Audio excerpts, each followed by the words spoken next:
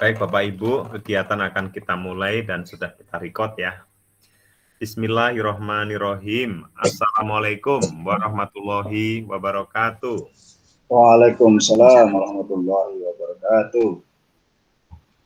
Yang saya hormati Ibu Dr. Anda Susilawati selaku Kasih Kurikulum dan Kelembagaan SMP Distrik Kabupaten Bogor, Pak Kiswan dan timnya teman-teman yang saya hormati selaku tim pengembang kurikulum Distrik Kabupaten Bogor, Bapak Ibu peserta anggota Forum MGMP SMP di Kabupaten Bogor, dimanapun berada, semoga selalu diberikan kesehatan dan berbahagia dimanapun berada.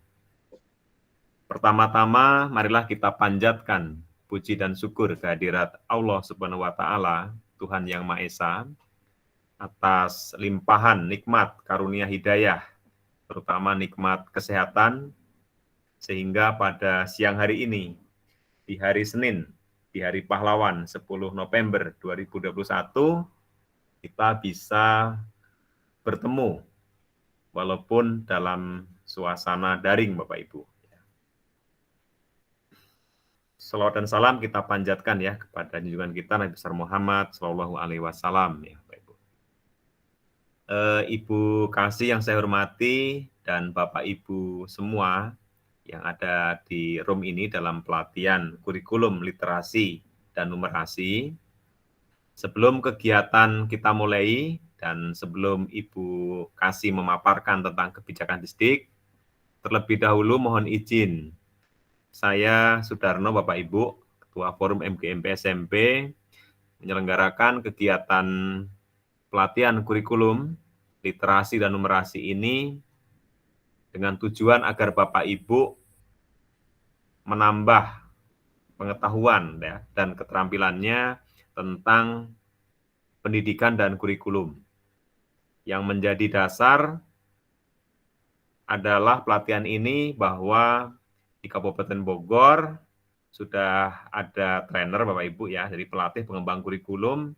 Pada waktu itu kalau nggak salah sebulan yang lalu ya, Pak Kiswan dan teman-teman sudah mengikuti pelatihan penguatan implementasi kurikulum di provinsi Bapak Ibu.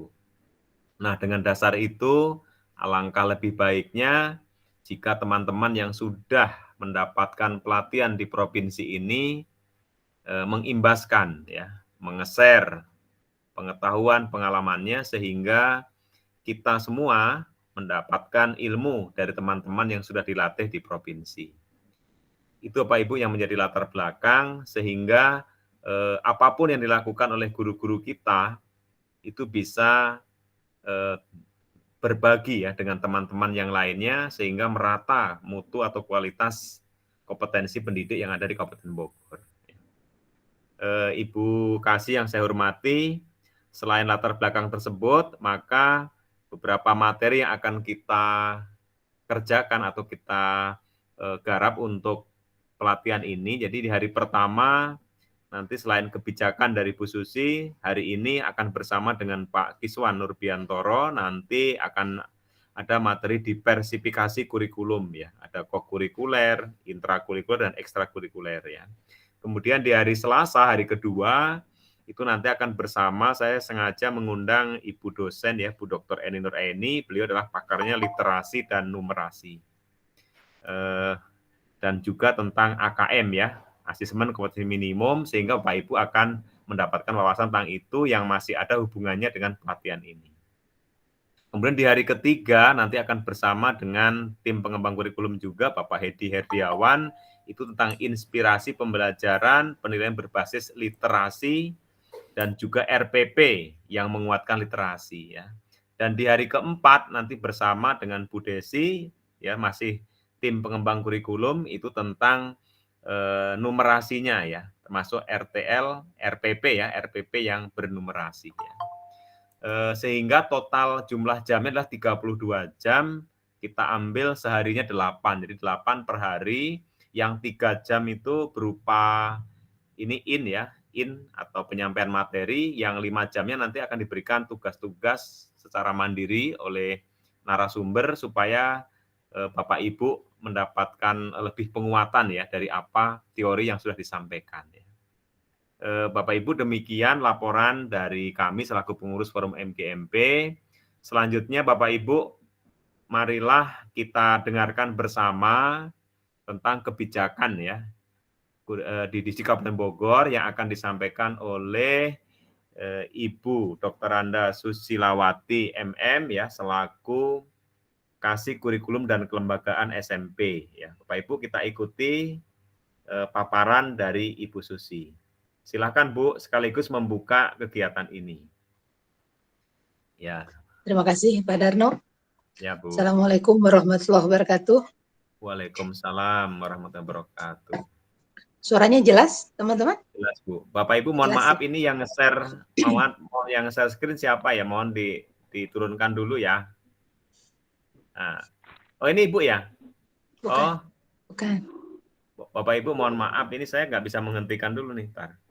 Mohon jangan diklik yang tombol panah. Oke, makasih atas kerjasamanya. Ya, silakan Bu Susi. Ya, terima kasih.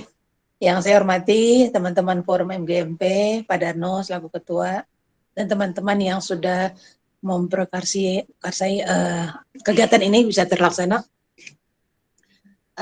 Tim pengembang ada 4 orang ya, teman-teman Pak Kiswan dan kawan-kawan. 3 Bu. Yang insya Allah nanti akan memberikan ilmunya. Ada 3 Bu. Bu Susi ada 3. 3 ya. Oh 3 ya? Tidak berempat? Iya.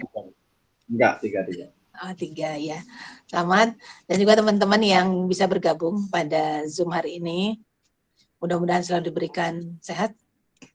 Amin. Pertama-tama, marilah kita panjatkan puji dan syukur kehadirat Allah Subhanahu wa taala yang tak henti-hentinya memberikan kita kesehatan, umur yang panjang.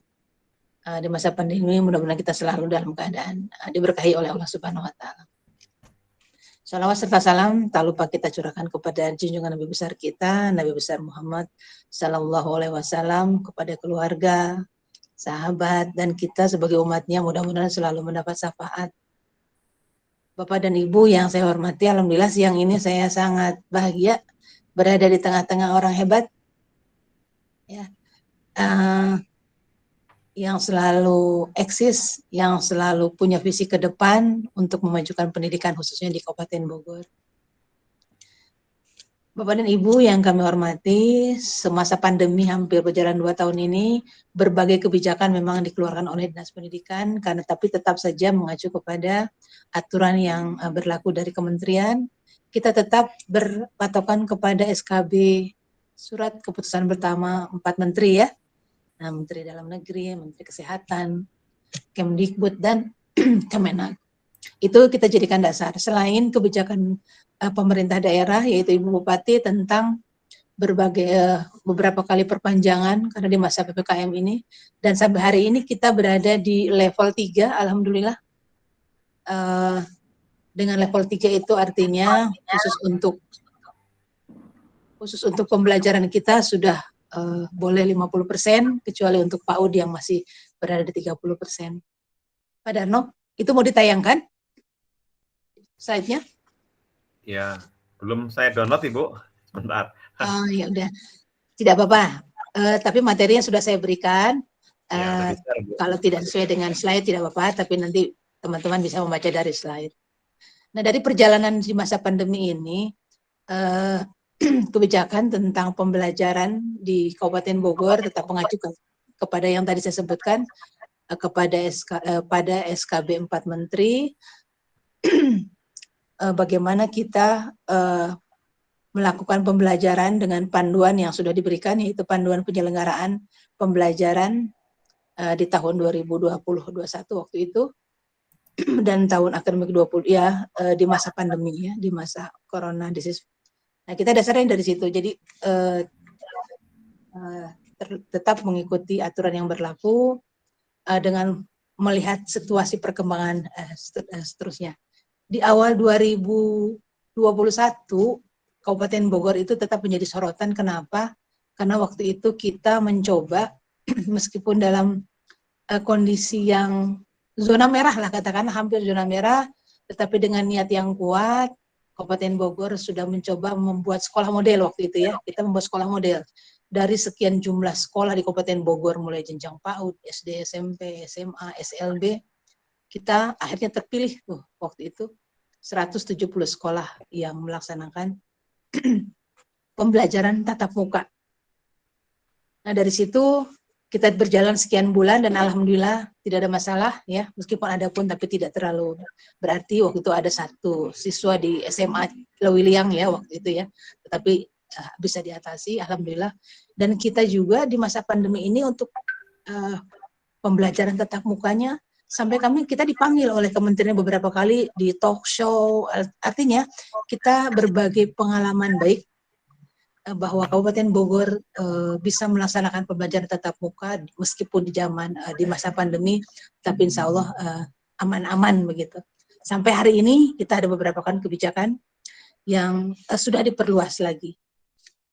Kebijakan Ibu Bupati yang terakhir itu bahwa pembelajaran kita masih tetap di level 3, masih dengan dari luring boleh, PTM terbatas ya, PTM terbatas, kemudian juga masih dengan PJJ. Bapak Ibu, pembelajaran kita khusus dengan SMP, data yang masuk ke dinas, sudah semua SMP melaksanakan PTM terbatas. Meskipun di dalam penjadwalan seperti apa dan bagaimana, itu dikembalikan ke sekolah masing-masing. Tetapi tentu saja protokol kesehatannya tetap ketat ya, sudah melalui aturan-aturan yang sudah ditetapkan. Oleh karena itu, melalui forum ini, Pak Darno dan kawan-kawan yang terlibat di forum, saya pikir ini satu langkah yang tepat ya. Artinya kita melalui Bapak dan Ibu, melalui mapel-mapel yang ada di MGMP, yang ada di dalam forum, bisa mensosialisasikan ke teman-teman di sekitar kita, tidak hanya negeri ya. Kita sudah tidak bisa belajar, tapi karena Kabupaten Bogor ini jumlah sekolah kita dari 729, negerinya hanya 90. Artinya itu berapa puluh persen itu ya? Itu swasta, 600 sekian persen itu swasta, 600 sekolah, 600 lebih ya. Itu adalah swasta. Kontribusinya luar biasa. Oleh karena itu, melalui forum ini, melalui tim pengembang yang sudah mendapat ilmu lebih dulu, bisa sharing, bisa berbagi ya Pak Darno ya, untuk semua mapel. Karena ya, Bu, benar. Iya, karena teman-teman di bawah kadang-kadang, apalagi yang swasta, Bu, kami tidak pernah dapat dapat anu. Hari ini saya baru turun dari Ayuda, kegiatan kami tentang dari hari Senin, Selasa, Rabu, tentang penguatan sistem penjaminan mutu internal.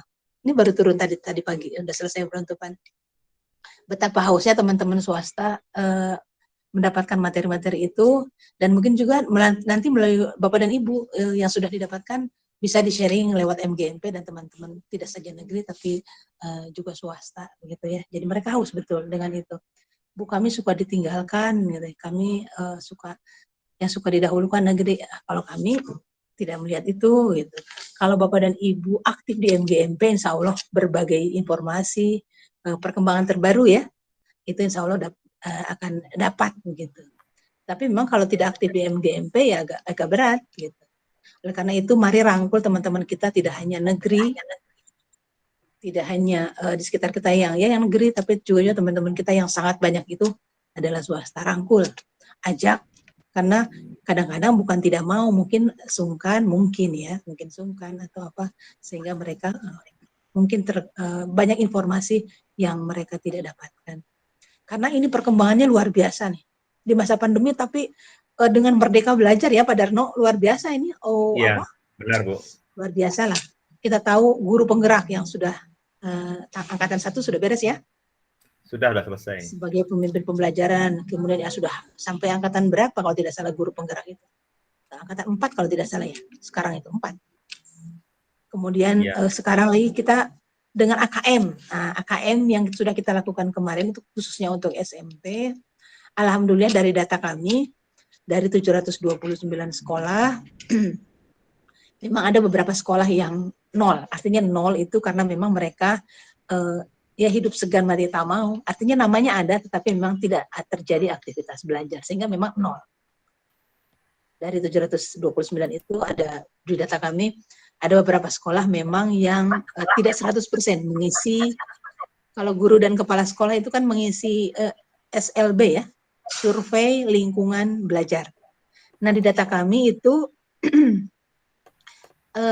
keseluruhannya itu 96 sekian persen, hampir semua mengisi.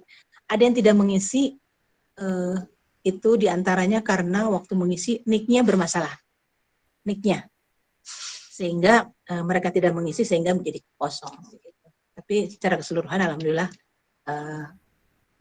lancar. Kemudian untuk anak-anak yang mengisi AKM pun sama, karena waktu perjalanan teman-teman sekolah memilih antara online, semi online dan itu yang lain gitu ya, itu memang di awal agak-agak bermasalah. Ketika online, ketika tiba-tiba treble. Nah, sejak menjelang kegiatan itu dia akan dilaksanakan pada awal Oktober waktu itu ya, itu akhirnya teman-teman setelah geladi bersih itu pada pindah dari online menjadi semi online. Tapi alhamdulillah lancar-lancar ya. Ketika pun ada yang tidak lancar, ada beberapa sekolah yang harus mencari jadwal lain untuk tetap mengikuti itu. Alhamdulillah udah beres. Kita tinggal menunggu hasilnya saja, seperti apa sih hasil AKM kita yang kemarin sudah kita lakukan di Kabupaten Bogor. Terima kasih atas dukungan teman-teman juga melalui forum MGMP yang banyak membantu dan memberikan sumbangsinya untuk kegiatan-kegiatan yang kita lakukan bersama. Kemudian Bapak Ibu, di masa pandemi ini sudah beberapa hal yang sudah dilakukan oleh Dinas Pendidikan dengan perkembangan yang ada, dengan ketentuan dari Bupati bahwa PTM kita semakin diperluas. Artinya kalau level kita sekarang level 3, kita sudah melaksanakan dengan sistem apa ya? Ya mungkin kalau teman-teman di sekolah dengan keterbatasan. Tapi kalau tidak negeri mungkin tidak ada masalah ya, karena kelasnya biasanya banyak. Dengan SIP ya, dengan SIP itu sudah dilakukan teman-teman di lapangan. Apakah itu 1 SIP, syukur-syukur kalau ruangannya ada, tetapi ada juga yang melakukan PTM terbatas itu dengan 2 SIP. Yang jelas waktu itu, ya sekarang perkembangannya sudah agak berbeda. Waktu itu di awal kita hanya boleh masuk 2 jam, betul ya? Hanya boleh belajar 2 jam, prokesnya begitu-betul ketat, guru-gurunya sudah divaksin, dan alhamdulillah juga anak-anaknya sekarang kayaknya siswa SMP sudah hampir aman ya, Pak Darto ya? Siswa SMP rata-rata sudah semua ya, saya pikir ya. Karena sampai hari ini belum dengar kabar bahwa siswa SMP masih belum divaksin, belum ada. Tapi khusus untuk Kabupaten Bogor secara keseluruhan, kita memang masih agak di bawah ya. Artinya di bawah itu dari jumlah 5,8 juta penduduk, Kabupaten Bogor dan Tangerang itu di level bawah. Kenapa di level bawah? Karena memang jumlah penduduk kita yang sangat banyak dibandingkan dengan jumlah penduduk kabupaten kota lain yang jumlahnya sedikit, sehingga persentasenya berat gitu kita tuh.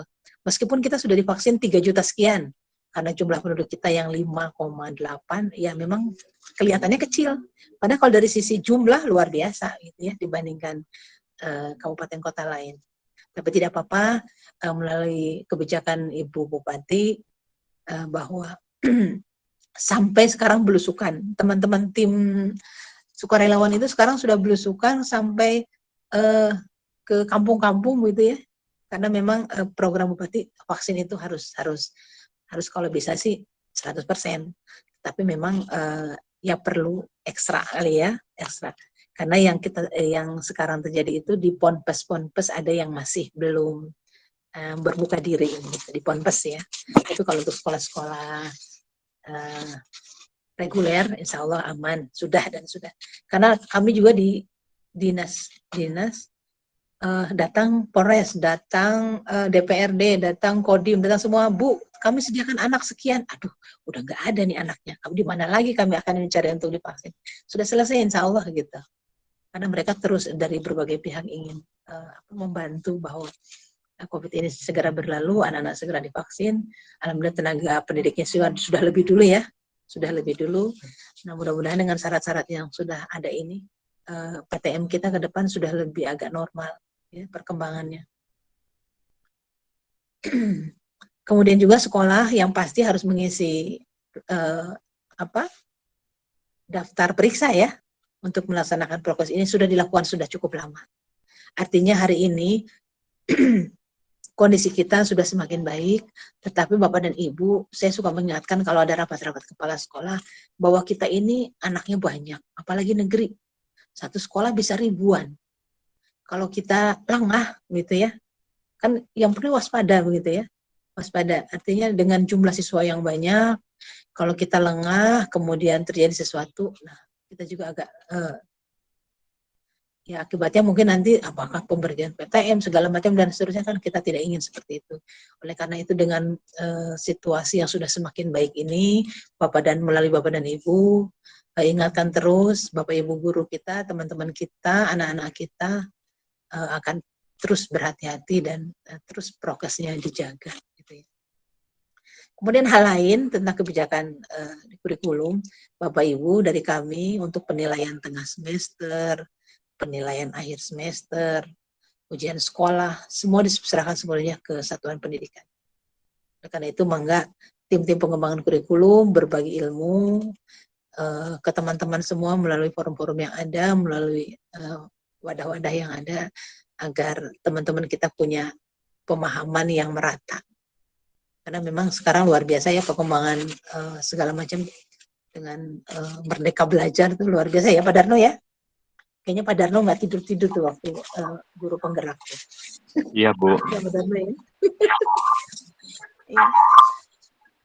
Nah, hal lain Bapak dan Ibu tentang sekolah penggerak, kami kan sekarang dalam sudah angkatan kedua nih, sedang angkatan kedua dan seleksinya tahap kedua. Kami harapkan melalui Bapak dan Ibu juga bisa berperan aktif. Artinya ketika sekolah Bapak, apalagi kalau ada guru penggeraknya di dalamnya, itu luar biasa, itu bisa saling berkolaborasi, artinya sekolah ke depan semuanya harus menjadi sekolah penggerak. Oleh karena itu, mulai tahun pertama kemarin, angkatan pertama itu kan SMP 21, satu sekolah dari 74 sekolah dari PAUD sampai SMA SLB yang sudah berhasil atau menjadi pelaksana program sekolah penggerak. Nah, angkatan kedua ini SMP ada 39 lolos di tahap 1. Nah, mudah-mudahan di tahap kedua dan sampai lolos 39 tetap terbawa. Dan untuk angkatan selanjutnya, saya pikir Bapak dan Ibu yang di forum ini, teman-teman yang di MGMP ini juga bisa berperan aktif, bahwa dengan dasar bahwa semua sekolah ke depan akan menjadi sekolah penggerak. Mari dari sekarang kita gerakan bersama-sama. Mudah-mudahan Kabupaten Bogor, kalau jumlahnya 729 yang sebagai pelaksanaan baru 21 sekolah, kan sangat jauh nih. Ya, berarti sangat jauh nih, baru berapa persen. Karena itu ke depan harapannya sih beberapa tahun ke depan ingin banyak sekali yang ikut. Tapi mungkin hal-hal yang sosialisasi atau teman-teman yang di luar sana mungkin informasinya yang tidak mereka temui dapat, atau ya informasi yang tidak lengkap dan seperti apa dan bagaimana. Nah, mungkin melalui Bapak dan Ibu di forum MGMP, MGMP Mapol masing-masing bisa berbagi ketika nanti ada pertemuan atau ada apa saja yang bisa di-sharingkan ke teman-teman yang lain. Beberapa hal itu saja mungkin Bapak dan Ibu yang ingin kami sharekan. Nanti ketika teman-teman yang sudah kami kirim ke Bandung untuk mengikuti implementasi tentang pengembangan kurikulum itu ya, nanti boleh kami juga diberi ya. Waktu itu saya sudah minta ke Bu Desi tapi belum diberi mungkin karena kesibukan ya. Itu beberapa hal yang ingin kami sampaikan Bapak dan Ibu berkaitan dengan program sekolah penggerak, asesmen nasional. Kalau untuk asesmen nasional mungkin tinggal menunggu hasil ya teman-teman. Insya Allah kalau hasilnya nanti sudah ada pada kami, nanti kami sharekan, karena itu mungkin menjadi evaluasi buat sekolah kita masing-masing ya. Sampai sejauh mana baik siswa, guru, kepala sekolah, tenaga kependidikan yang ada di lingkungan sekolah kita berperan aktif dalam peningkatan kompetensi sekolah kita masing-masing. Insya Allah nanti ketika sudah ada akan kami siarkan hasilnya seperti apa. Nah, hal ketiga tugas dari seksi kami yaitu tentang kelembagaan. Bapak Ibu, di Kabupaten Bogor ini yang saya sebutkan tadi bahwa jumlah sekolah negerinya hanya 88, alhamdulillah hari Minggu yang lalu kita sudah ada pelantikan kepala sekolah ditambah sekolah yang baru. Kita sudah punya sekolah baru, tambahan 2. Yang satu SMP Negeri 4 Gunung Putri dan satu lagi SMP 2 Caringin. Yang pembangunan sekolahnya kalau Caringin sudah hampir selesai. Kalau 4 Gunung Putri sedang berjalan. Alhamdulillah SK-nya sudah keluar, SK Bupatinya, dan kemarin sudah dilantik untuk penempatan kepala sekolahnya. Dan sedang kami usahakan lagi, yang 2 sekolah lagi nih, yang masih belum keluar izin lokasinya dari Bupati ya, sehingga peng-SK-an penegriannya belum bisa dilaksanakan, yaitu 3 Megamendung dan 3 Jonggol. Ini 3 Jonggol sudah terlalu lama ya, tapi kendalanya lumayan berat ketika tanah yang disiapkan itu berdekatan dengan SMP 2. Karena Bapak dan Ibu dengan sistem zona PPDB kita dengan sistem zona, itu harapannya sekolah kita tersebar merata gitu ya. Jadi tidak ada anak yang ketika ingin sekolah tidak ada zona yang terdekat sehingga rugi gitu ya. Oleh karena itu nanti ke depan kita ingin sekolah-sekolah yang kita bangun itu memang menyebar di tiap kecamatan. Jadi tidak ada yang berdekatan sehingga anak-anak yang jauh jangkauannya dari dia ingin sekolah kemana tidak punya zona gitu. Alhamdulillah, mudah-mudahan berkat Bapak Ibu, mudah-mudahan yang kami sedang usahakan 2 SMP ini, 3 Megamendung dan 3 Jonggol, mudah-mudahan cepat realisasi dan bisa diisi untuk menambah daya tampung anak-anak di PPDB. Itu beberapa informasi Pak Darno dan kawan-kawan. Kegiatan ini 4 hari ya? 4 hari ya? Iya Bu, 4 hari. 4 hari. Kemudian itu sertifikatnya mau seperti apa? Iya Bu, nanti kami minta nomor ya Bu, nomor sertifikat seperti Pak Maman biasanya memberikan ke forum nomor sertifikat ya Bu. Nanti kami print dan kami kirimkan Bu, nanti minta kan udah ada bikinkan link tuh, link form ya, nanti kita kirimkan Bu lewat JNE ke teman-teman. Iya, mudah-mudahan ini juga bisa digunakan ya untuk angka kredit ya, 4 hari. Bisa Bu. Nah, mudah-mudahan Bapak dan Ibu monggo ya. Selamat melaksanakan kegiatan ini. Mudah-mudahan ilmu yang nanti diberikan oleh teman-teman tim pengembangan kurikulum bisa bermanfaat untuk teman-teman yang lain. Dan yang paling penting mungkin mengimbaskannya ya, teman-teman ya. Pak Kiswan dan kawan-kawan, yang penting mengimbaskannya ke teman-teman yang lain melalui forum-forum MGMP. Siap. Melalui MGMP Mapol masing-masing, supaya teman-teman juga tidak tertinggal gitu ya. Sekarang kan dengan sistem Zoom, dengan daring, informasi itu mungkin lebih mudah, tidak harus berkumpul. Itu saja mungkin Pak Darno, kurang lebihnya mohon maaf. Selamat melaksanakan kegiatan selama 4 hari, mudah-mudahan selalu dalam keadaan sehat walafiat.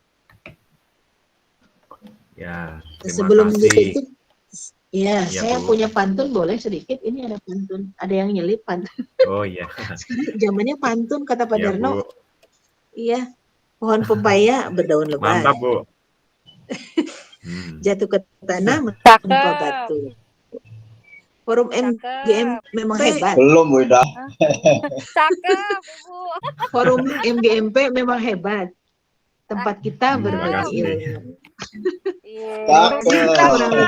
Bapak Ibu tepuk tangan buat. Kurang lebihnya mohon maaf ya teman-teman. Assalamualaikum warahmatullahi wabarakatuh. Oh, ada Mami Indah. Ada Mami Indah calon-calon pengawas nih. Ya, ada Bu. Saya belajar Mami Indah di SMP 3. Di SMP 3 Cibinong kemarin. Kegiatan apa kemarin? Bapak Ibu. Ya Bu. Sekolah penggerak. Bapak Ibu, sebelum Bu Susi meninggalkan kita, kalau ada yang mau ditanyakan dulu konfirmasi silahkan Bapak Ibu. Mungkin ada yang hal ditanyakan, boleh ya sebelum Pak Kiswan nih. Raise hand aja Bapak Ibu. Assalamualaikum Bu Susi. Ya, boleh. Waalaikumsalam. Sebutkan nama Pak. Mohon maaf Nama sebelumnya siapa, nih. sekolah mana? Pak Darno, Ya, boleh. mohon izin menyampaikan ke Ibu Kasih. Ya, boleh. Ya, karena waktu hari Selasa yang lalu saya ke dinas, kebetulan ingin ketemu dengan Ibu Susi. Ibu Susinya sedang acara keluar, jadi mohon maaf tidak bisa bertemu dengan Ibu Susi. Sebenarnya saya membawa oleh-oleh yang dari Bandung itu materi. Kebetulan Bu Desi kan sudah ketemu ya Bu Susi ya. Iya. Karena Bu Desi waktu itu tidak membawa materi, jadi kebetulan saya sudah bawa, saya siapkan. Tapi kebetulan Ibu sedang ada acara keluar. Jadi mohon maaf Ibu. Insya Allah nanti saya share Bu melalui forum ini. Insya Allah nanti di share materi semuanya. Terima kasih sebelumnya Bu. Monggo. Ya, sama-sama Bu. Bapak Ibu yang lain masih adakah? Kalau ada yang mau disampaikan terkait, mungkin ada, atau nanti ke kami aja ya, sama aja ya. Ibu Susi, terima kasih atas kehadirannya, atas penjelasannya, motivasi, dan semuanya. Kami akan melanjutkan kegiatan ini selama 4 hari, Bu. Ya. Nah, terima kasih Pak Darno dan kawan-kawan. Kurang lebihnya mohon maaf ya. Assalamualaikum warahmatullahi wabarakatuh. Waalaikumsalam. Ya, pamit ya. Salam warahmatullahi Bu. wabarakatuh.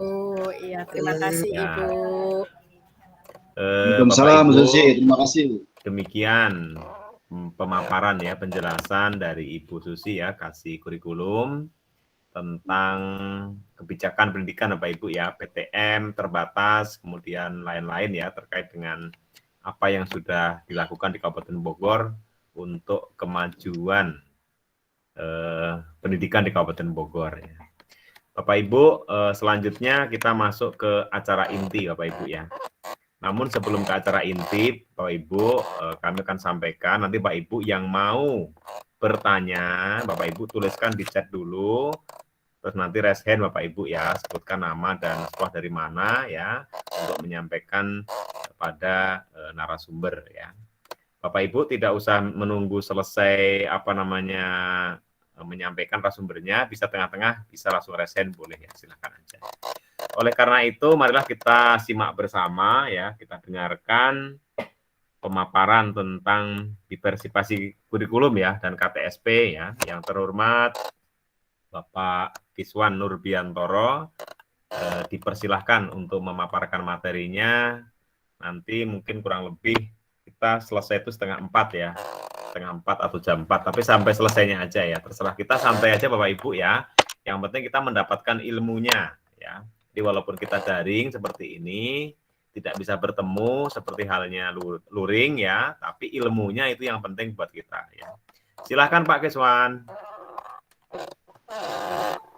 Oke, terima kasih Bapak Dr. Sudarno. Selamat siang. Assalamualaikum warahmatullahi wabarakatuh.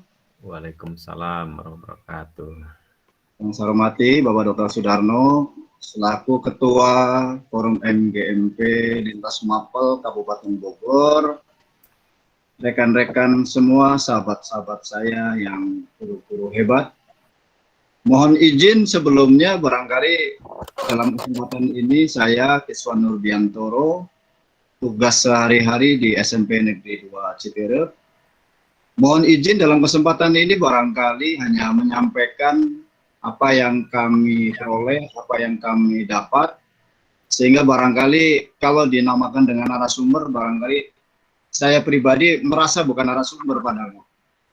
Jadi rekan-rekan di sini barangkali saya hanya ketitipan amanat dari direktorat untuk menyampaikan tentang apa yang saya dapatkan bertiga dengan Ibu Desi dan Bapak Hedi. Itu saja barangkali Pak Sudarno yang ingin saya sampaikan pertama. Rekan-rekan guru-guru yang hebat, sebelum saya masuk kepada materi, izinkan saya barangkali menyampaikan kebijakan dari direktorat. Karena tadi belum disinggung oleh Ibu Susi kaitan dengan kebijakan dari direktorat atau Kementerian Pendidikan dan Kebudayaan, Riset dan Teknologi.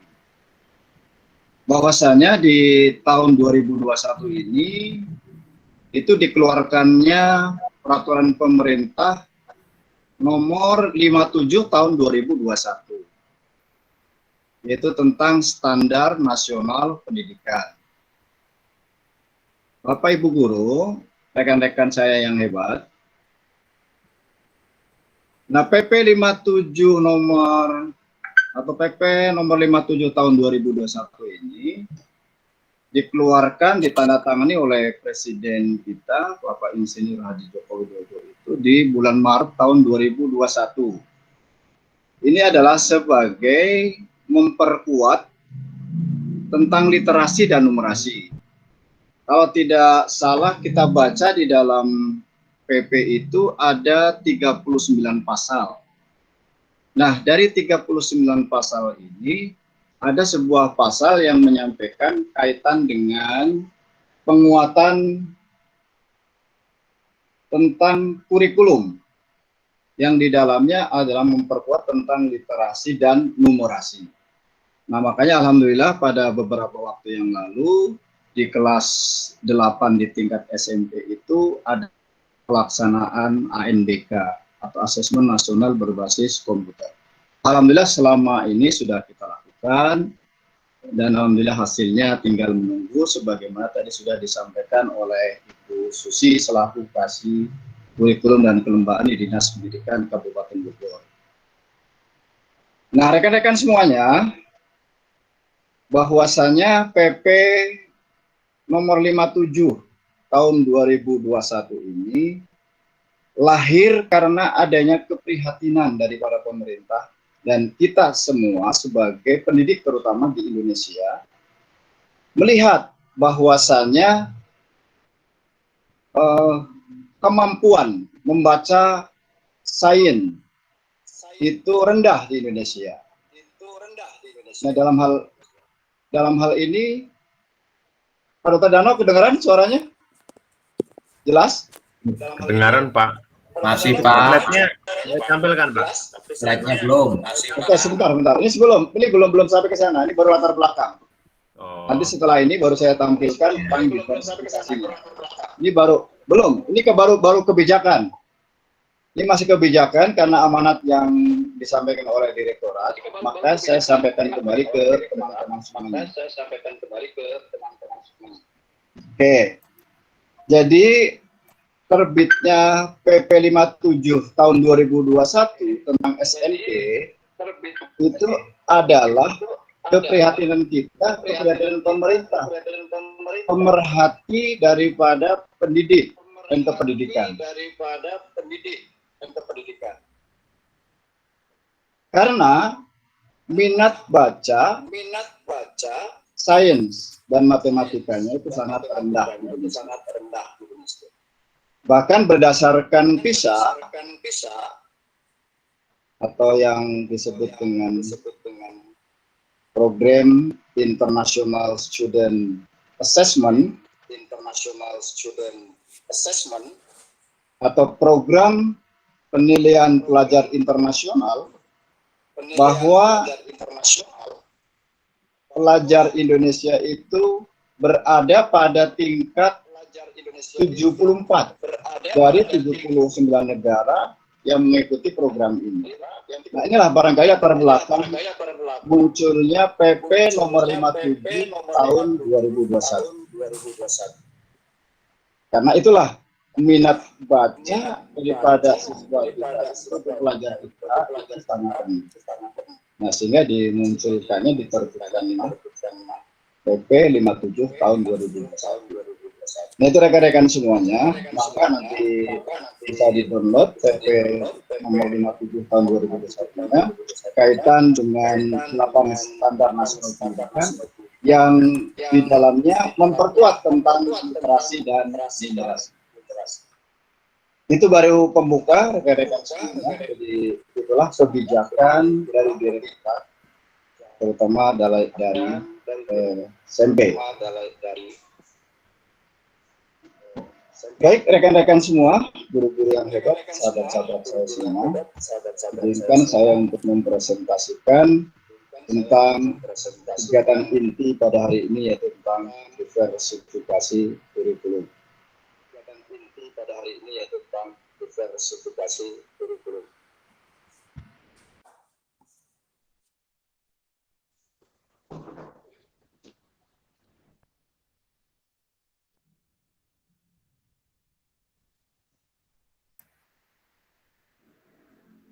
Pak Kes termute ya suaranya.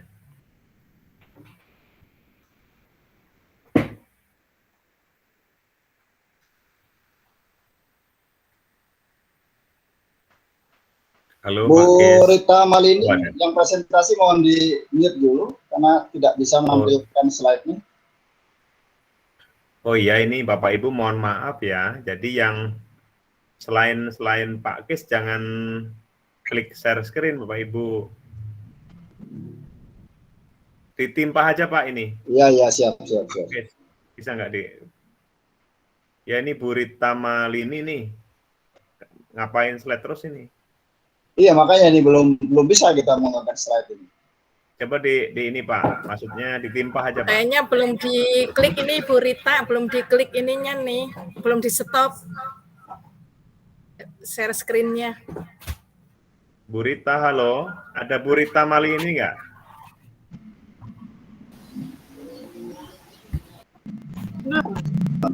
Ditimpah. Belum bisa. Pak Kes pakai laptop kan?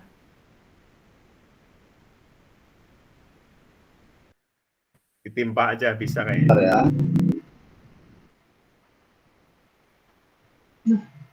Nah, udah. Iya, susah nih Pak, gimana ya? Udah keluar Pak Darno? Udah keluar. Susah. Yang Pak Bu Rita Malini udah dikeluarkan. Udah. Iya, susah ini gimana ya? Iya, jangan klik yang itu Bu, yang share screen buat apa? Sebentar ya.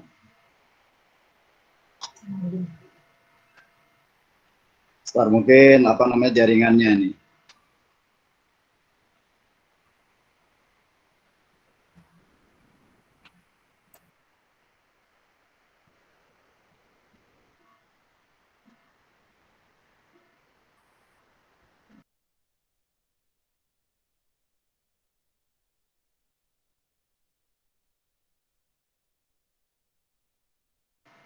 Masih keblok ini Pak Darno.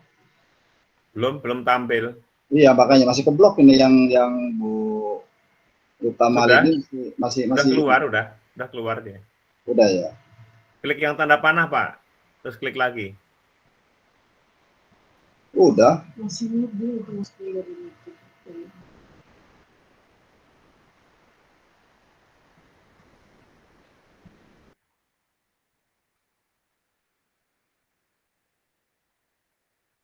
Yang Pak Darno ada nggak yang dari saya Pak Darno? Coba, bisa nggak yang punya Pak Darno di share? Bapak pakai laptop kan ya? Iya, pakai laptop ini, tapi kok nggak bisa ya? Coba ulangi lagi. Coba yang lagi. share. Oke, siap. Yang tanda panah itu loh Pak. Atas, udah berkali-kali kita ini. Bisa Pak itu. Terus klik yang share-nya. Desktopnya diklik Pak, jangan sekali. Desktopnya diklik lagi. 2 kali kliknya. Udah.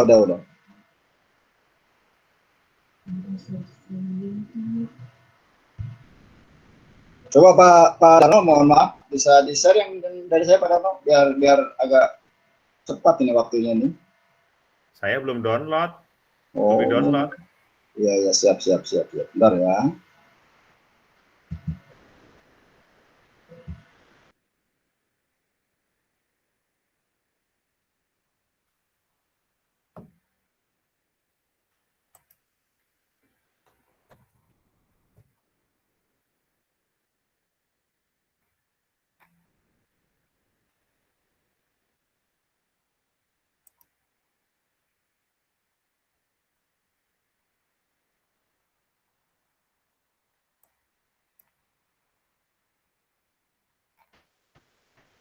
Ya, sebentar teman-teman ya, ini sedang ada gangguan ini, nggak tahu ini pas sinyal atau apa, ini sedang saya klik berkali-kali, tapi tetap masih belum bisa muncul screen-nya.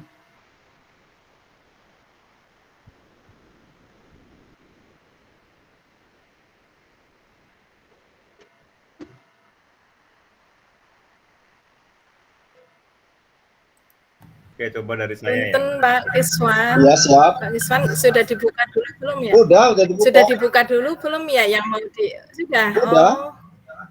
Coba. Udah dibuka berkali-kali, tapi Darno. belum bisa ya. Pak Darno mungkin. Ya, saya bantu di sini, Pak. Kita lagi download dulu nih. Pak Keswan harusnya kalau udah share itu, share screen-nya 2 kali. Nah, gini nih. Ntar. Bisa coba nih. Ini ya, ntar.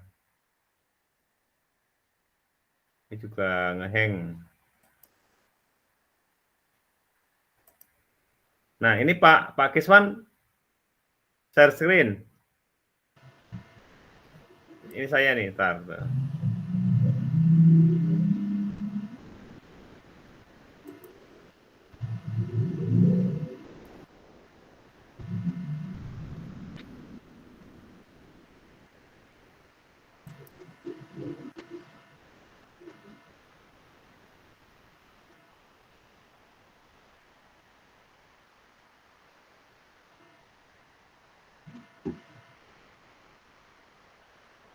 Di saya sinyalnya juga kurang bagus nih.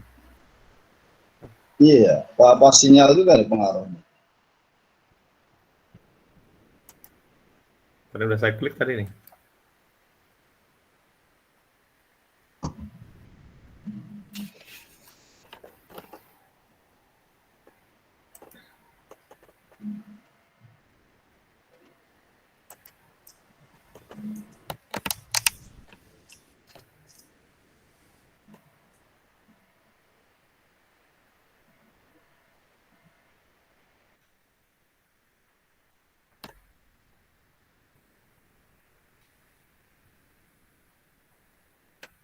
Belum kebuka ini, ntar.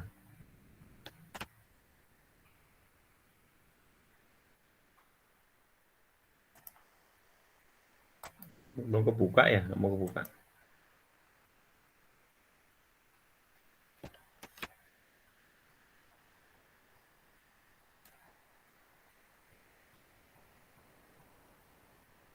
Nah, ini baru kebuka. Udah pakai, siap.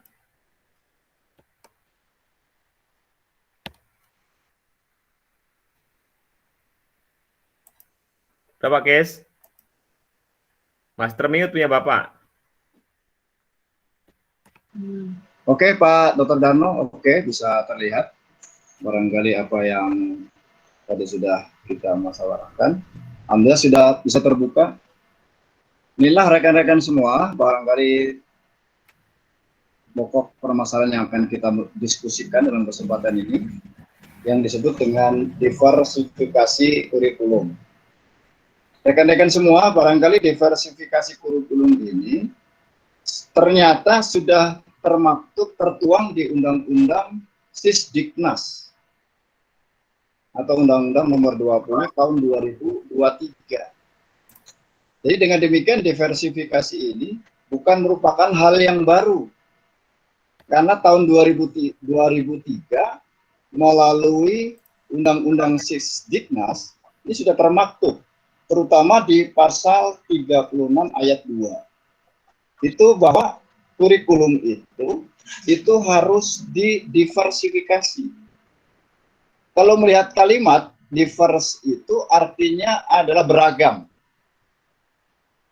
Beragam potensi peserta didiknya, beragam satuan pendidiknya, dan juga beragam daerahnya masing-masing.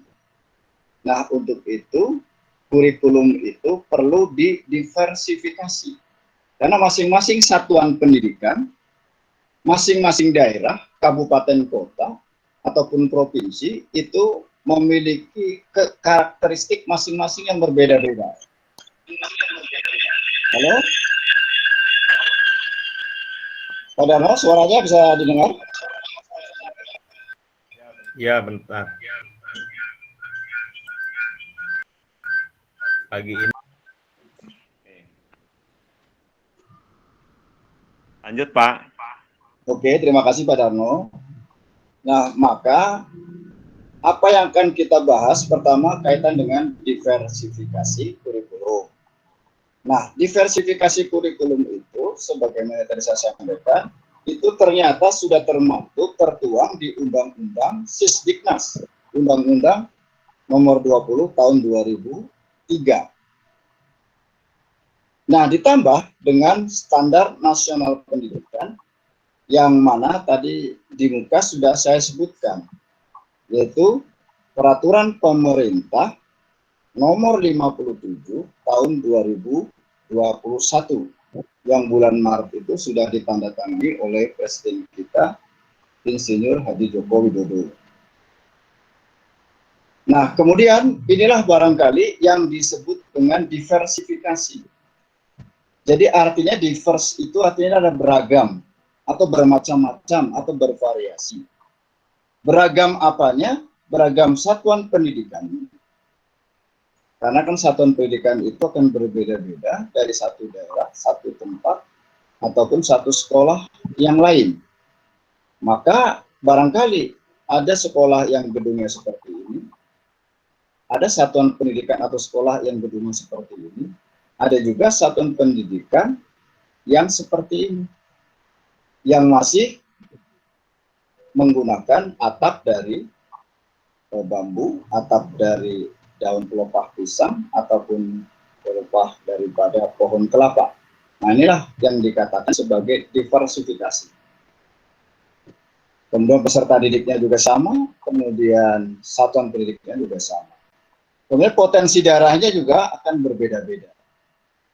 Nah, rekan-rekan semua, ini sebagai pemantik pertanyaan kita, bagaimana menjadikan keberagaman itu sebagai modal untuk mencapai tujuan pendidikan. Nah, ini rekan-rekan semua yang perlu kita diskusikan di sini. Bahwa untuk mencapai tujuan pendidikan itu harus seperti apa yang harus kita lakukan. Barangkali kita semua sebagai seorang guru, sebagai pendidik, pasti tahu bahwa tujuan pendidikan itu adalah apa. Bapak dan Ibu, tujuan pendidikan itu apa, Bapak Ibu?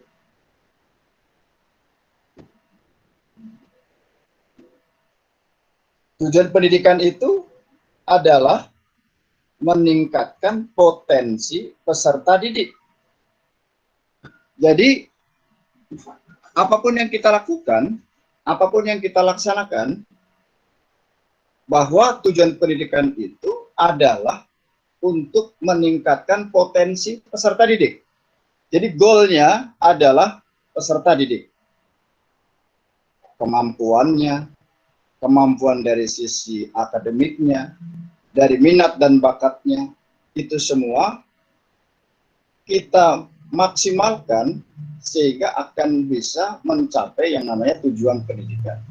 Apapun potensinya, baik potensi akademiknya maupun potensi non-akademiknya. Karena itulah goalnya. Sebagus apapun konsepnya, sebagus apapun kurikulumnya, kalau tujuan pendidikan itu tidak bisa tercapai, maka itu sama halnya menciderai undang-undang. Rekan-rekan semua, sebagaimana tadi sudah disebutkan di depan, bahwa sesuai dengan Undang-Undang Sisdiknas Nomor 20 Tahun 2003 tentang Sistem Pendidikan Nasional, khususnya di pasal 36 ayat 2, bahwa kurikulum itu ternyata sudah termaktub di dalam Undang-Undang Sisdiknas itu, bahwa jenjang dan jenis pendidikan itu dikembangkan dengan prinsip diversifikasi. Nah, tadi sudah saya sebutkan apa pengertian daripada diversifikasi itu. Diversifikasi itu artinya adalah beragam atau bermacam-macam ataupun bervariasi. Nah, karena beragam itulah, baik beragam satuan pendidikannya, baik beragam peserta didiknya, maupun beragam potensi daerahnya, itu harus kita jabarkan, harus bisa kita kembangkan, harus kita satu padukan menjadi kurikulum satuan pendidikan yang sama-sama kita susun. Nah, Bapak dan Ibu, kalau berkaitan dengan diversifikasi, barangkali pemahaman kita atau hal yang sering kita lakukan, itu barangkali para pemangku kebijakan di masing-masing sekolah baik itu kepala sekolah, kemudian mungkin wakil kepala sekolahnya, terutama di wakil kepala sekolah bidang akademik atau kurikulum, barangkali ini memahami. Tetapi barangkali untuk kita semua yang sangat awam dengan sama dengan penyusunan KTSP di sekolah masing-masing, barangkali hal ini akan menjadi akan menjadi masalah buat kita. Tetapi barangkali seperti Pak Dr. Sudarmo yang berkecimpung di sekolah dalam penyusunan KTSP tentang buku 1, buku 2, dan buku 3, barangkali akan tidak masalah. Tetapi bagi kita sebagai seorang guru, hal ini barangkali hanya dilibatkan dalam membuat silabus ataupun dalam membuat RPP. Jadi dalam diversifikasi ini tujuannya lebih kepada pemangku kebijakan di sekolah atau di daerah ataupun di suatu tempat. Itu rekan-rekan semuanya. Nah, kita lihat dari sisi KTSP-nya, kurikulum tingkat satuan pendidikannya. Nah, KTSP itu harus dikembangkan, ditetapkan, dan dilaksanakan oleh setiap satuan pendidikan mengacu kepada standar nasional pendidikan dan peraturan tentang kurikulum. Kemudian, karena kita dalam era COVID-19, dalam pandemi COVID-19 ini, barangkali kita sudah selama 2 tahun ini, kita mengalami berbagai masalah, mengalami berbagai kendala, maka disitulah fungsi daripada diversifikasi, bahwa kita akan mengambil kebijakan seperti apa. Kalau kebanyakan seperti kemarin, di 2 tahun ke belakang itu, adalah kita banyakkan menggunakan blended learning. Karena sebagian menggunakan online, sebagian lagi menggunakan offline atau luring. Nah, maka bagaimanapun kita banyak mengalami kendala, banyak mengalami masalah, dan dalam pelaksanaannya pembelajaran itu tidak maksimal. Nah, maka seharusnya hal seperti itu, apa yang dilakukan oleh kita, itu harus dituangkan dalam KTSP atau buku 1, kemudian berlanjut kepada buku 2 dan buku 3. Rekan-rekan semua, sehingga dengan KTSP ini kita perlu melayani keberagaman itu yang disatukan menjadi sebuah buku yang namanya KTSP. Rekan-rekan semua, kondisi yang diharapkan dan kondisi saat ini, maka nanti akan terlihat perbedaan atau disparitas atau perbedaan antara kondisi yang diharapkan dengan kondisi yang ada pada saat ini. Baik rekan-rekan, dilihat dari aspek KTSP bahwa kondisi yang diharapkan, setiap satuan pendidikan telah mengembangkan KTSP. Kemudian berbagai aspek diversifikasi diperhatikan dan menjadi modal untuk mengembangkan KTSP. Tapi kondisi saat ini, setiap satuan pendidikan telah juga mengembangkan KTSP. Nah, tetapi permasalahannya di sini telah memasukkan beberapa aspek diversifikasi, misalnya adalah muatan lokal. Karena kebanyakan terutama di Provinsi Jawa Barat, muatan lokal ini adalah kepada bahasa Sunda. Sebenarnya kalau kita kalau kita bisa sesuai dengan beban kurikulum, bahwa struktur kurikulum kita rata-rata di SMP itu 40 jam per minggu. Nah, kalau kita mau muatan lokal ini, bisa kita masukkan atau bisa kita tambahkan. Nah, yang ditambahkan ini maka bisa dimasukkan dalam buku 1 KTSP. Misalnya, kalau di daerah kita ada misalnya industri. Misalnya di daerah kita ada pabrik misalnya. Nah, sedangkan di daerah kita itu membutuhkan kemampuan, skill daripada anak-anak kita.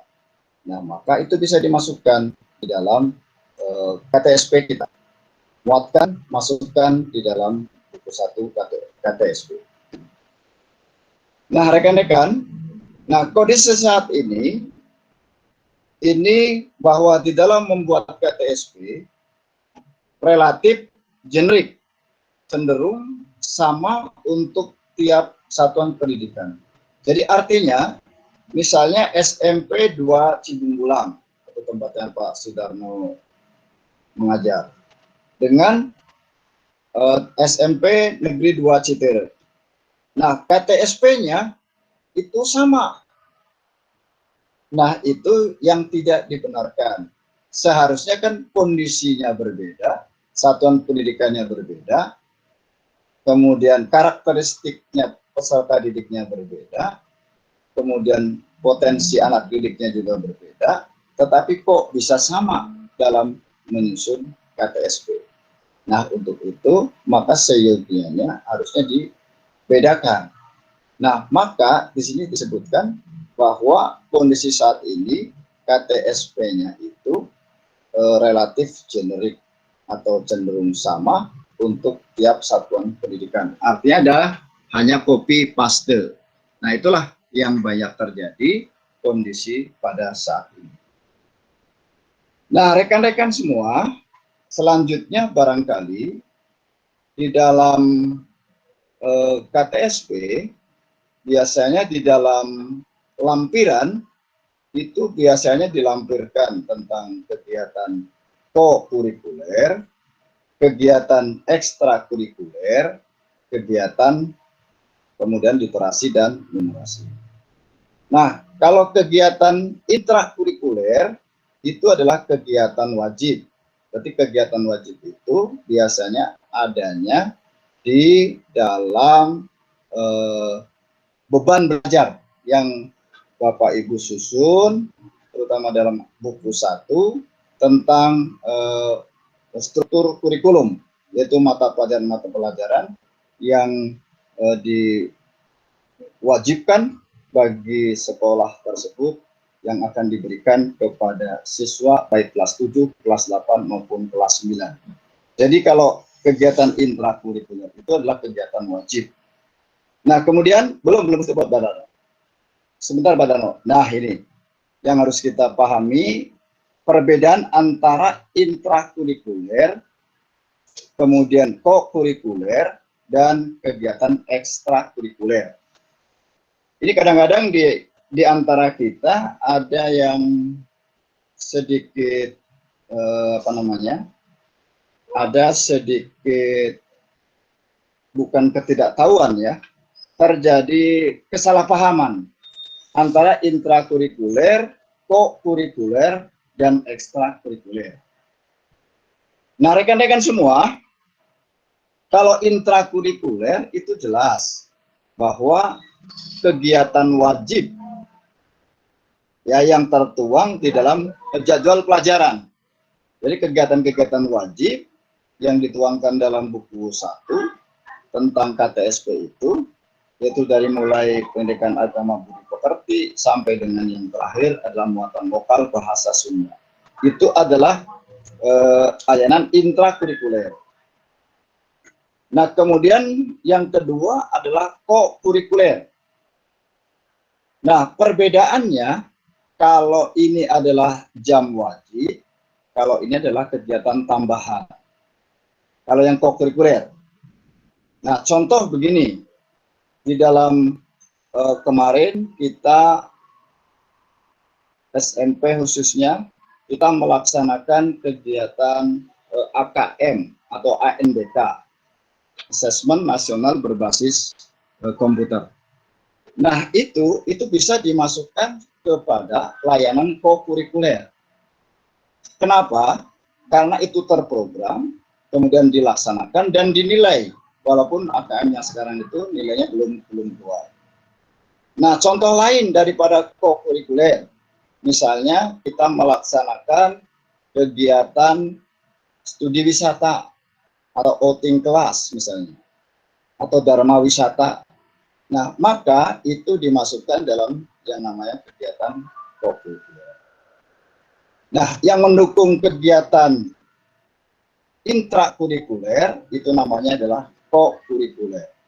Nah, kokurikuler ini dilaksanakannya di luar jam pelajaran. Tapi kalau intrakurikuler itu dilaksanakannya sesuai dengan jam pelajaran. Jadi makanya dikatakan kalau intrakurikuler itu adalah kegiatan wajib.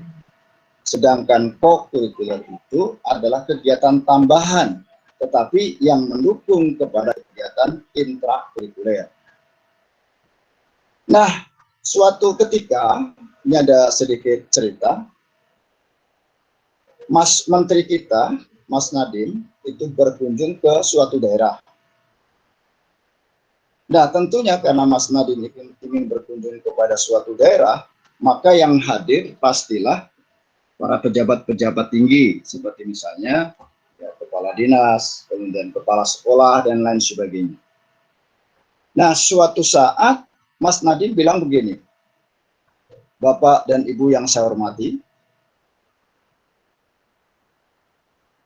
apakah Bapak Ibu sudah melaksanakan AKM? Nah, pertanyaannya, atau ANBK. Lalu para hadirin menjawab dengan spontan, sudah. Nah, apa yang Bapak Ibu lakukan berkaitan dengan ANBK atau AKM? Kalau ada yang menjawab, maka akan saya beri hadiah. Ini kata Mas Menteri.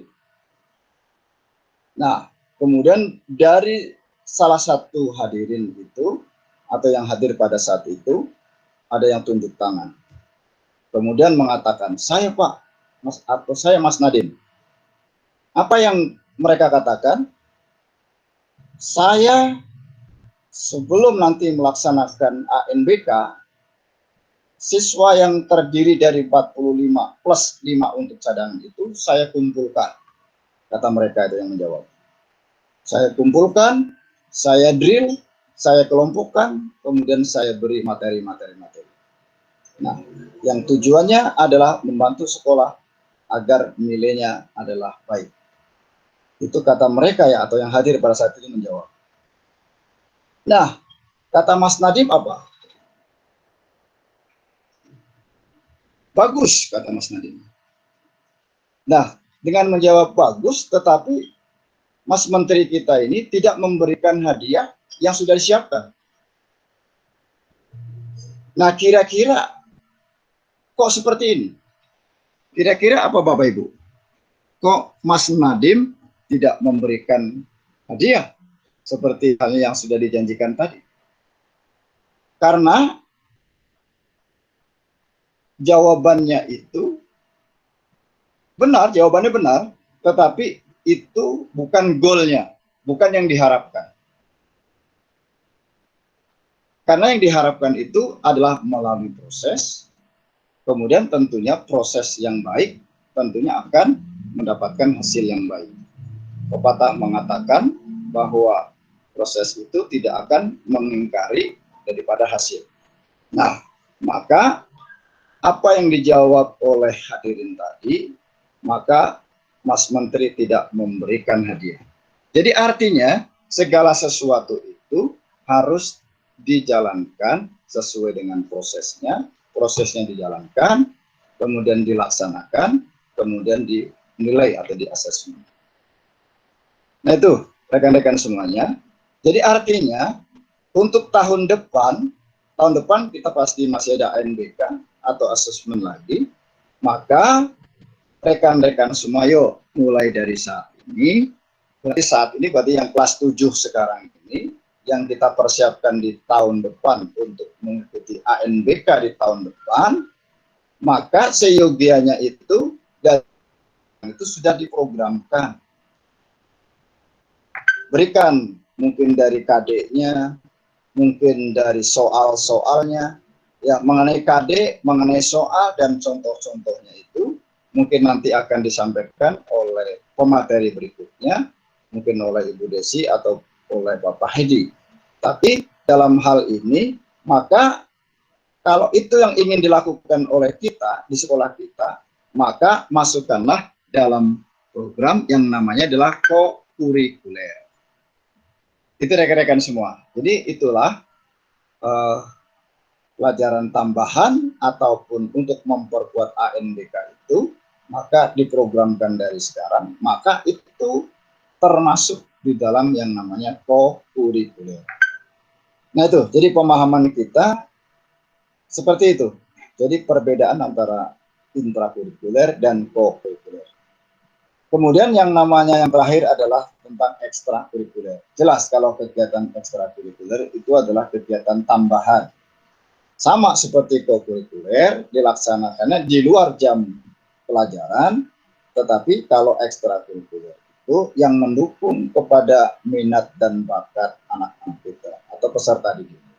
Jadi tergantung minat dan bakatnya. Tapi kalau yang tadi yang co-kurikuler tadi, itu bisa bersama-sama dengan guru yang lain, merencanakan, kemudian bisa melaksanakan, kemudian nanti dievaluasi. Karena co-kurikuler ini tentunya adalah sangat mendukung kepada kegiatan intrakurikuler. Nah, rekan-rekan semua, itulah barangkali perbedaan antara intrakurikuler, co-kurikuler, dan ekstrakurikuler. Nah, semuanya, baik itu intrakurikuler, co-kurikuler, dan ekstrakurikuler, dan kegiatan literasi numerasi itu, tentunya harus dituangkan di dalam kurikulum tingkat satuan pendidikan atau KTSP. Baik, rekan-rekan semua, kita lanjutkan. Pak Sudarno. Oke, kondisi sudah kita lewatkan. Oke, tujuannya adalah mengenali berbagai alternatif diversifikasi kurikulum dalam rangka mengembangkan potensi peserta didik. Nah inilah, karena tujuan daripada pendidikan itu adalah mengembangkan potensi peserta didik. Nah untuk itu tentunya goalnya, tujuannya adalah untuk mengembangkan potensi peserta didik. Kemudian merumuskan ide-ide diversifikasi dalam kurikulum sesuai dengan potensi daerah, satuan pendidikan, dan karakteristik peserta didik. Nah, rekan-rekan semua, ini adalah alur kegiatan pada saat kami melaksanakan workshop penguatan implementasi kurikulum, yang mana di Region 4 Bandung kemarin, itu dilaksanakan mulai tanggal 28 September sampai dengan 1 Oktober tahun 2021. Inilah barangkali alur kegiatannya. Kemudian inilah sekilas tentang KTSP. Rekan-rekan semua, terutama yang berkecimpung dengan kurikulum, barangkali kita semuanya sudah memahami pengertian tentang kurikulum. Jadi kurikulum adalah seperangkat rencana dan pengaturan mengenai tujuan, isi, dan bahan pelajaran, serta cara yang digunakan sebagai pedoman penyelenggaraan kegiatan pengajar untuk mencapai tujuan pendidikan. Nah, inilah seperangkat rencana. Jadi semuanya harus direncanakan dan semuanya harus diatur. Baik itu tujuan, isi, bahan pelajaran. Semuanya tujuannya adalah untuk mencapai tujuan pendidikan. Tadi sudah saya sebutkan bahwa tujuan pendidikan jelas adalah untuk mengembangkan potensi peserta didik. Kemudian KTSP atau kurikulum tingkat satuan pendidikan adalah kurikulum operasional yang disusun oleh dan dilaksanakan di masing-masing satuan pendidikan. Nah, jadi masing-masing satuan pendidikan dalam menyusun KTSP tentunya diharapkan seharusnya berbeda-beda, baik satuan pendidikan yang satu dengan satuan pendidikan yang lain. Nah, KTSP dikembangkan, ditetapkan, dan dilaksanakan oleh satuan pendidikan mengacu pada standar nasional pendidikan dan peraturan tentang kurikulum. Nah, ini rekan semua. Inilah barangkali sebagai lanjutannya bahwa kurikulum tingkat satuan pendidikan dalam menyusunnya ini akan terbagi menjadi 3 buku, buku 1, buku 2, dan buku 3. Buku 1 itu adalah berisi tentang visi, misi, tujuan, muatan, pengaturan beban belajar, dan juga kalender pendidikan.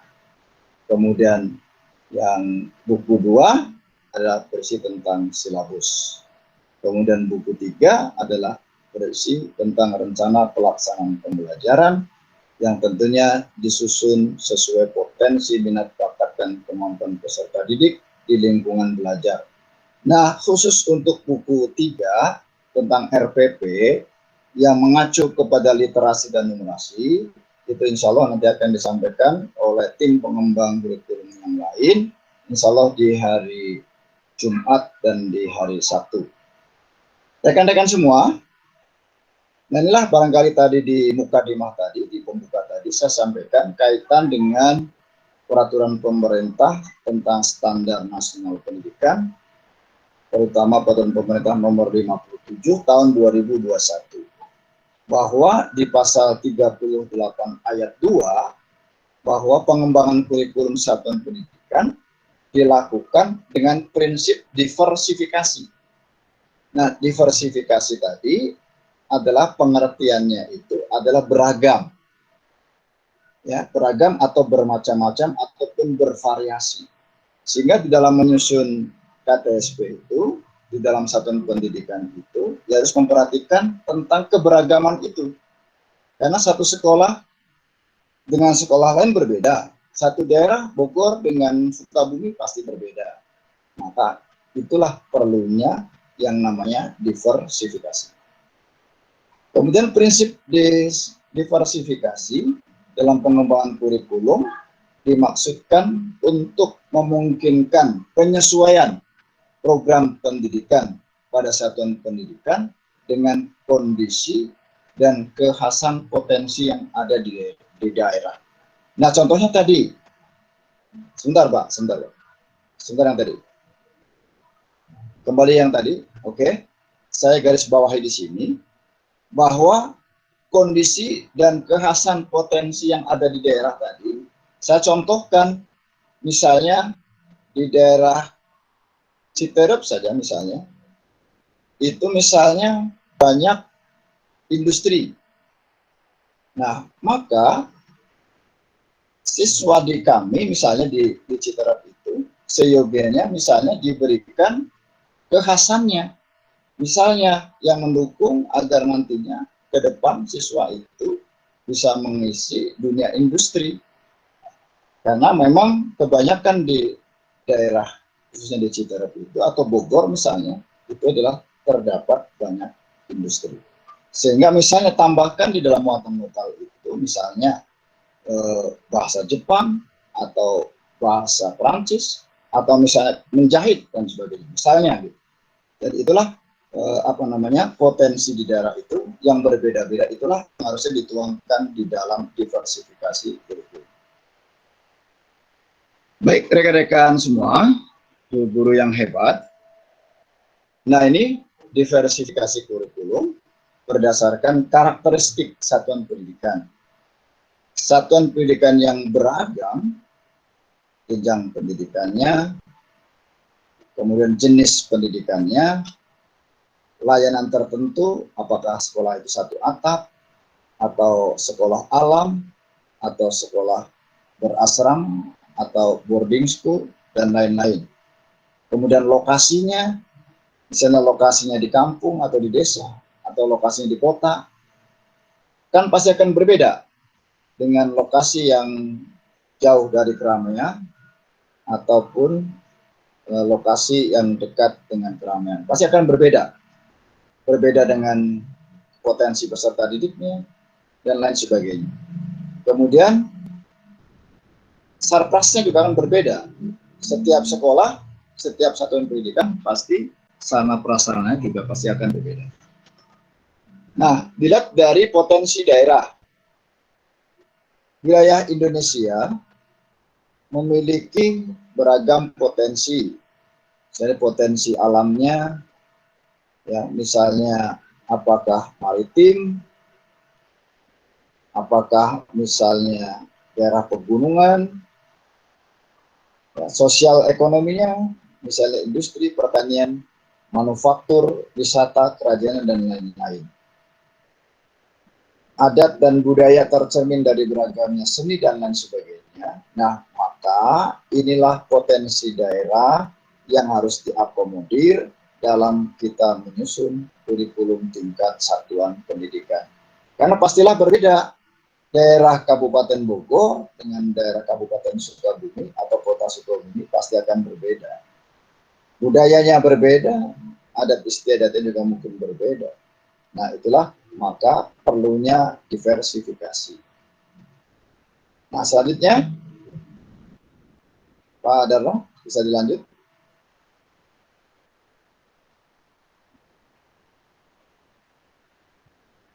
Halo. Kemudian kalau kita melihat beragamnya kurikulum berdasarkan karakteristik peserta didik, beragamnya di mana? Beragam dari bakatnya, beragam dari minatnya, beragam dari kemampuannya, kemudian tingkat emosionalnya, kemudian tingkat ketekunannya, dan kepercayaan dirinya, kemudian latar belakang sosial ekonomi, latar belakang budaya, kemudian cita-citanya.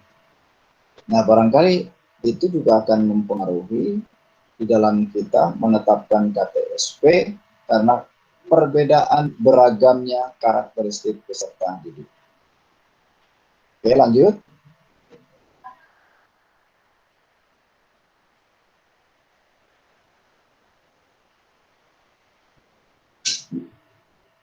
Pak Darno, lanjut.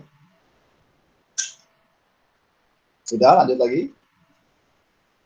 Pak Kesti, saya mau mati lampu nih. Oh gitu. Oke. Oke, barangkali itu Bapak Ibu. Jadi artinya bahwa inti daripada diversifikasi itu hanya sebagai contoh-contoh apa yang tadi sudah disampaikan, bahwasannya diversifikasi itu artinya adalah menyusun sebuah kurikulum daerah, satuan pendidikan atau sekolah itu harus dijabarkan sesuai dengan kemampuan peserta didik, kemudian potensi daerah, dan juga karakteristik satuan pendidikannya. Nah, semuanya itu, apapun yang ada, potensi-potensi itu di sekolah kita, sekecil apapun potensinya, seharusnya itu tertuang, termaktub, kita rumuskan di kurikulum tingkat satuan pendidikan. Itulah gunanya KTSP, gunanya diversifikasi kurikulum. Nah, rekan-rekan semua, tadi di muka sudah sebutkan, inilah barangkali dalam diversifikasi kurikulum, itu ada intrakurikuler, ada co-kurikuler, kemudian ekstrakurikuler, kemudian budaya sekolah atau pembiasaan di sekolah. Nah, ini semua, baik intrakurikuler, co-kurikuler, ekstrakurikuler, maupun budaya sekolah, apa yang ada, potensi yang kita miliki di sekolah kita masing-masing, kita tuangkan di dalam KTSP kita. Nah, maka barangkali hal-hal seperti inilah yang harus kita tuangkan. Penguatan-penguatan itulah barangkali yang harus kita tuangkan dalam KTSP, terutama dalam buku 1. Oke, lanjut. Ini alternatif langkah dalam mengintegrasikan muatan kurikulum yang berdiversifikasi. Buku 1, buku 2, kemudian buku 3, kemudian buku 1, tadi kan kalau buku 1 kaitan dengan atau muatannya tentang visi misi, kemudian tujuan, kemudian nilai-nilai yang dikembangkan, kemudian asesmennya, diagnostik, kemudian analisis peserta didik, kemudian analisis KIKD dengan memperhatikan konteks peserta didik, kemudian menyusun indikator KD, nah kemudian sumber belajar ataupun media. Nah, di dalam buku 1 itu dituangkan semuanya. Kemudian buku 2 adalah menyusun silabus. Barangkali sekarang sudah terjadi kemajuan bahwasanya dari pemerintah pusat itu silabusnya hanya menyediakan 4 kolom, tapi sekarang sudah dikembangkan melalui MGMP menjadi 8 ataupun 9 kolom dalam silabus. Kemudian buku 3 tentang rencana pelaksanaan pembelajaran yang kemudian nanti akan dicontohkan, akan dibahas di hari Jumat dan di hari Sabtu yang berkaitan dengan informasi dan moderasi. Nah, inilah barangkali hal-hal yang perlu kita diskusikan, hal-hal yang perlu disampaikan, amanat dari direktorat yang kita sampaikan, dan insya Allah nanti akan di-share oleh Bapak Dr. Sudarno kaitan dengan materi, kemudian hal-hal yang lain tentang kurikulum tingkat satuan pendidikan, barangkali sama-sama sudah kita pahami. Ini hanya sebagai amanat yang harus disampaikan, sehingga pada hari ini, dalam kesempatan ini, barangkali saya bisa menyampaikan, sehingga yang menjadi amanat sudah saya sampaikan, sehingga saya pribadi tidak memiliki hutang.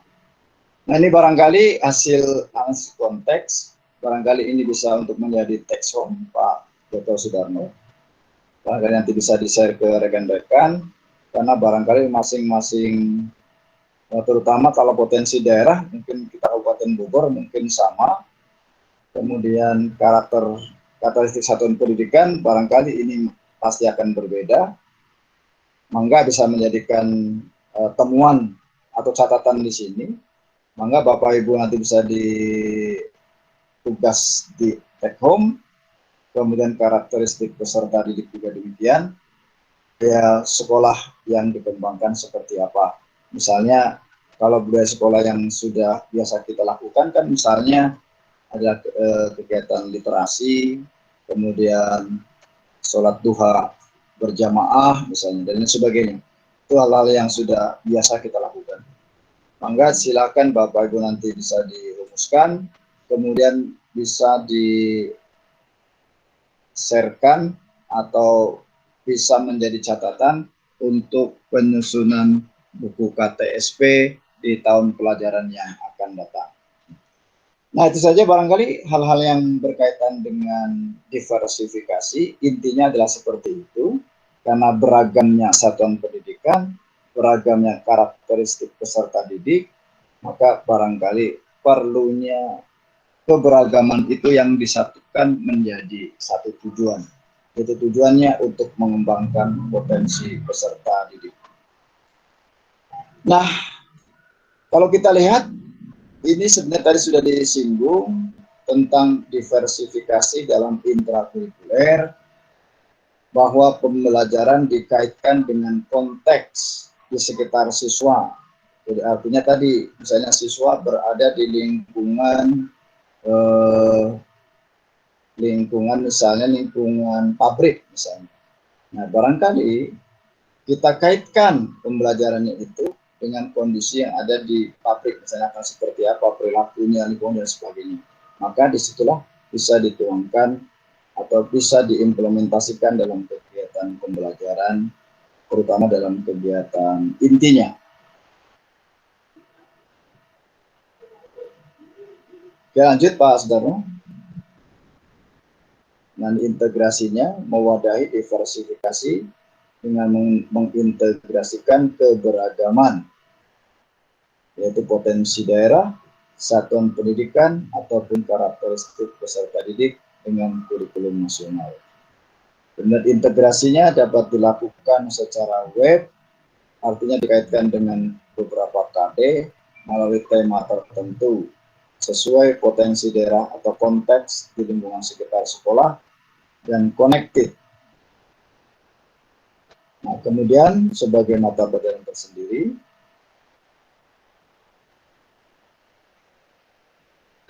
oke, lanjut Pak Dano.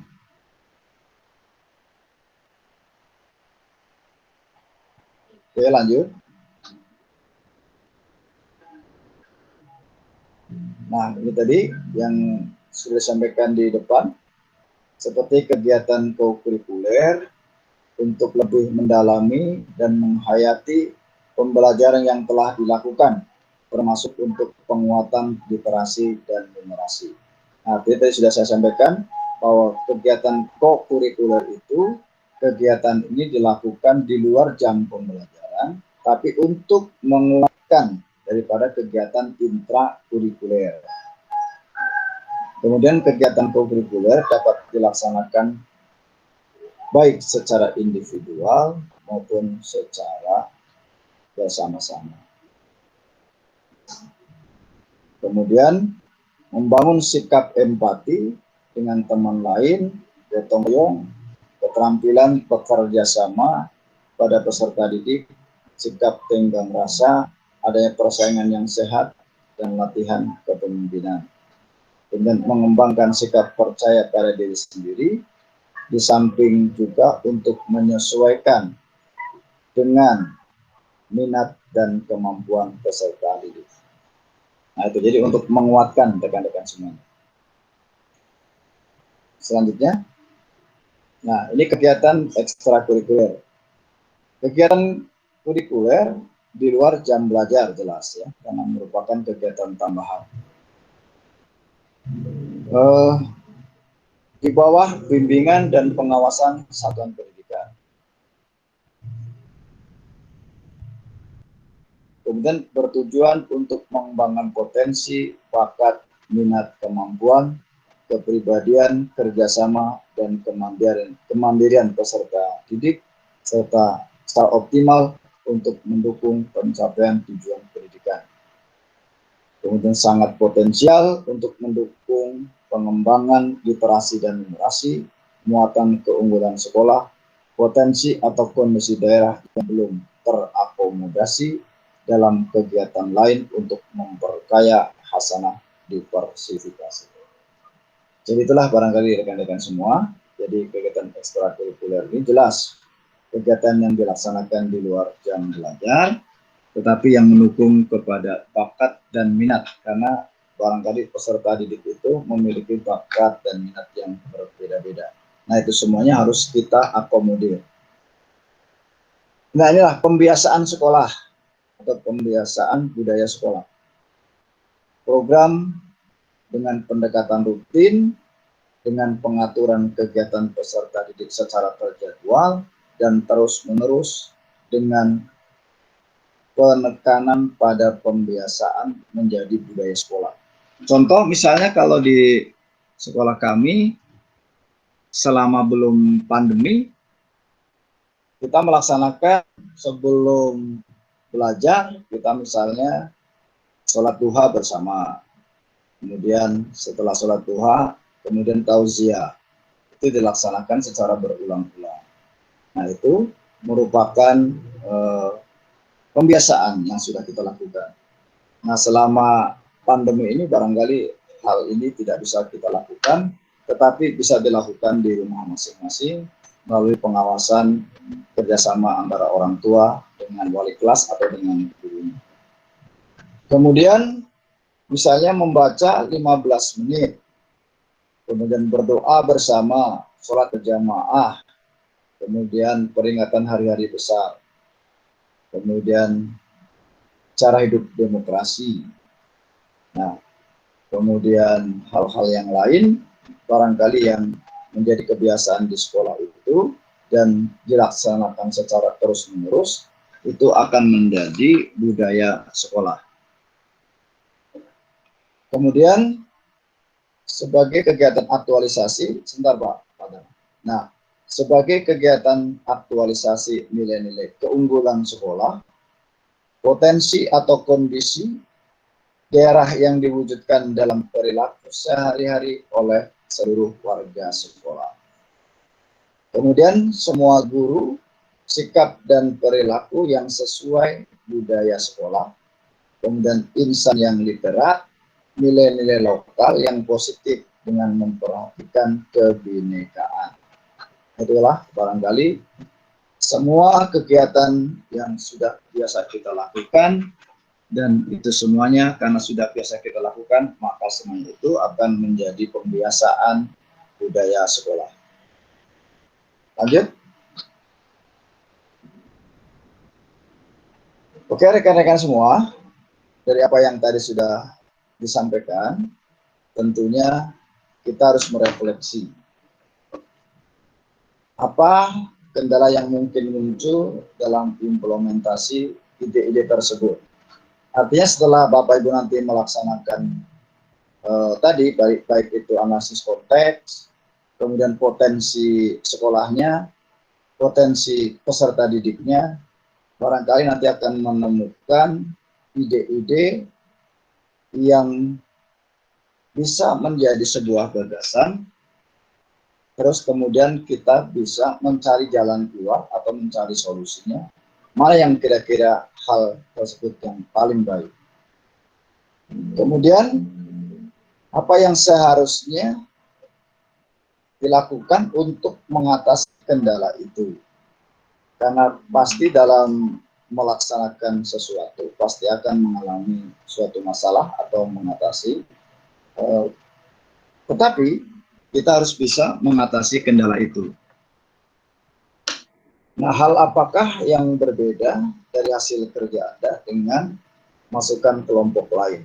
Artinya kalaulah misalnya kita dengan kelompok lain ada perbedaan atau misalnya mendapatkan informasi ataupun pada hari ini kita sama-sama berdiskusi tentang diversifikasi, tentu penyampaian dari satu orang dengan orang yang lain mungkin dalam penyampaiannya akan berbeda, tetapi intinya adalah sama tentang diversifikasi itu.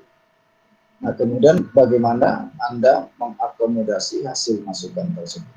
Nah, ini bagaimana kita menyikapi tentang masukan-masukan ataupun informasi-informasi yang kita dapatkan melalui orang lain. Itulah barangkali yang bisa saya sampaikan pada kesempatan ini. Pak Sudarno, mangga kalau misalnya ada hal-hal yang mau didiskusikan, mangga kalau bisa saya jawab, insya Allah akan saya jawab. Kalau tidak, insya Allah nanti akan saya jawab melalui forum yang lain atau melalui chatting di WhatsApp kelompok pelatihan pada hari ini. Kami kembalikan ke Bapak Sudarno. Terima kasih. Assalamualaikum warahmatullahi wabarakatuh. Waalaikumsalam warahmatullahi wabarakatuh. Bapak Ibu silahkan bertanya ya lewat raise hand ya. Raise hand dulu ya, biar nanti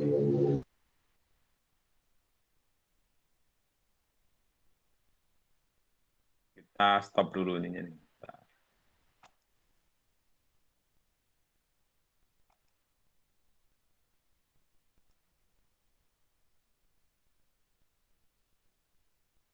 Mungkin dibaca di chat Pak Kes. Pak Kes, halo. Dibaca di di chat, di chatnya. Di chatnya itu, oh Bu Asurah ya, silahkan. Yuk. Silakan Bu Asurah. Termute.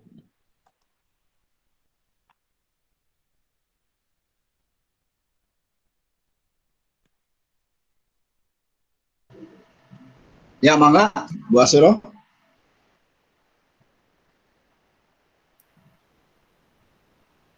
Tadi yang resen Bu Asurah ya. Halo Bu Asurah.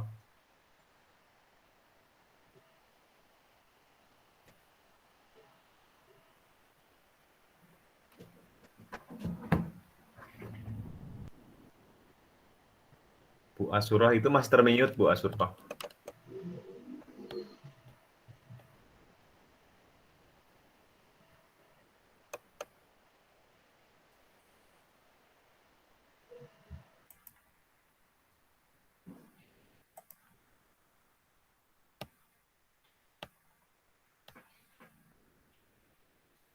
Halo, Bapak Ibu suaranya masih terdengar, ini masih ada?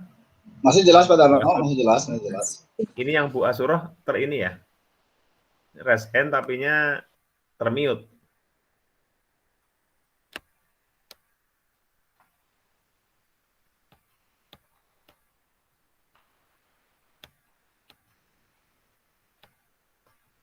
Oh, berarti nggak bertanya ya, nggak jadi ya. Ini Bu Asurah ini kan dia raise hand, tapi mikrofonnya termute. atau nggak akan kedengaran.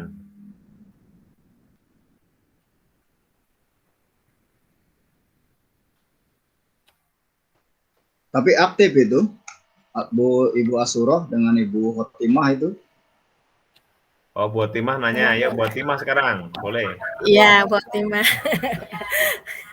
Terima kasih banyak Bapak Kiswan, terima kasih ilmunya Bapak Sudarno dan rekan-rekan. Saya mungkin hanya sedikit bertanya ini Bapak Kiswan tentang diversifikasi ya dalam kurikulum. Nanti kan akan kita masukkan atau kita dimasukkan di dalam program ya, diintegrasikan di program. Tentunya di kurikuler ya. Nah, ini yang saya tanyakan apakah dalam membuat program tersebut itu ada batasan beban gitu ya. Jadi kalau misalkan dalam kurikuler dalam intraknya itu kan 40 jam satu minggu gitu ya. Nah, ini dalam kurikulernya itu batasannya seperti apa Pak? Gitu. Mohon untuk penjelasannya Pak Gis. Terima kasih. Oke, siap. Assalamualaikum. Waalaikumsalam warahmatullahi wabarakatuh. Gimana Pak Dr. Sudarno? Langsung dijawab atau mau ditampung dulu?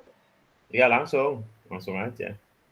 Oke, Bu Asuroh tadi ya, atau Bu Khotimah tadi? Halo? Bu Khotimah, Pak. Oke, iya. Terima kasih. Tadi yang SMPN 1 Babakan Madang, Pak. Oh, gue. Siap. Bu Khotimah. Iya, monggo. Oke. Karena memang buku 1 khususnya untuk KTSP kan sudah disusun ya Bu Khotimah ya. Betul? Halo Bu Khotimah? Apa? Gimana? Ulangi, Kan Pak. buku KTSP kan sudah disusun tahun ini ya. Betul? Iya, sudah. Kan Iya, untuk tahun depan kan gitu ya. Berarti untuk KTSP iya, betul. 1 turun pertama itu kan nanti akan dibuat di tahun yang akan datang.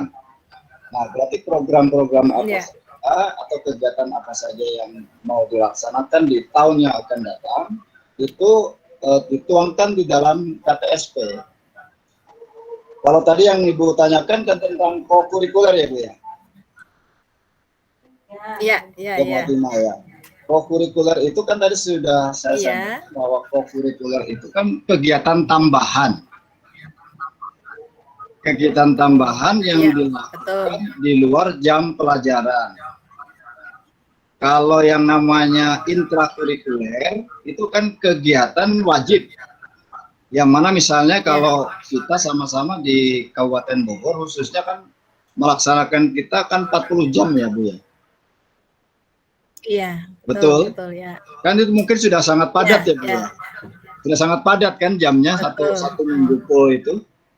Nah, maka kalau ingin melaksanakan co-kurikuler sama ini mendukung kegiatan daripada intrakurikuler, maka dilaksanakannya di luar jam pelajaran. Jadi tidak mengganggu daripada jam wajib gitu. Artinya jam wajib, jam yang sudah dijadwalkan oleh kurikulum di tingkat satuan pendidikan masing-masing. Karena itu kegiatan tambahan, maka dilaksanakannya di luar jam pelajaran. Tetapi apapun yang ingin kita lakukan, akan kita laksanakan itu harus dituangkan di dalam program atau di dalam buku 1 satuan pendidikan. Nah, maka kalau kegiatan co-kurikuler, kegiatan ekstrakurikuler, itu kan biasanya dimasukkan dalam lampiran ya Bu. Di lampiran. Kalau kegiatan intrakurikuler itu kan dimasukkan di dalam yang bab 2 atau bab 3 gitu. Di dalam buku 1 KTSP. Kita masuk ke bab 2, buku 2 ya? Enggak, di buku 1 Bu. Buku 1 enggak yang di buku 1, mungkin buku 1 di bab 2 atau di bab 3 gitu di dalam.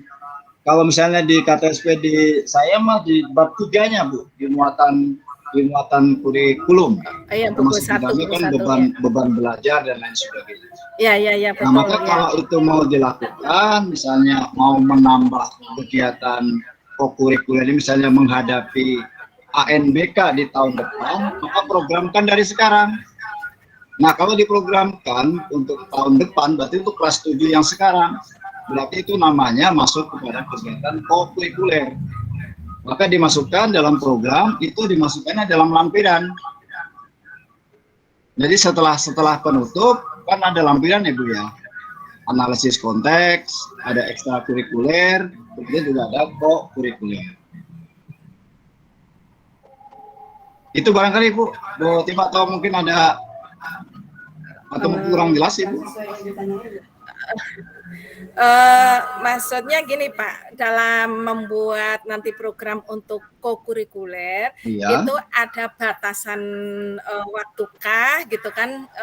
Saya pernah mendengar tapi saya lupa ya Pak ya, bahwa kalau untuk memberikan tugas di luar itu porsinya itu maksimal 50% gitu. Nah ini saya juga belum baca-baca lagi nih yang mengenai apa ya, saya pernah mendapatkan informasi seperti itu. Nah apakah itu yang dimaksud itu kokurikuler seperti itu gitu, sehingga nanti untuk membuat program kokurikuler itu kan janganlah mungkin terlalu berlebihan gitu maksudnya. Nah apakah ini ada batasan payung hukumnya itu apa gitu maksudnya Pak?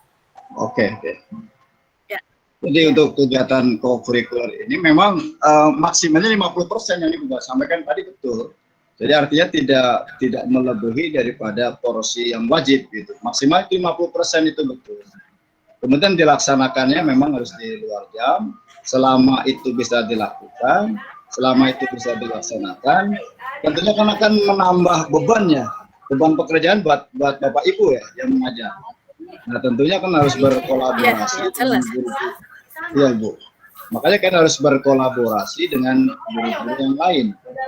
Maka tadi saya di depan sampaikan bahwa kegiatan kokurikuler yang banyak dilakukan, misalnya kan study tour gitu Bu ya.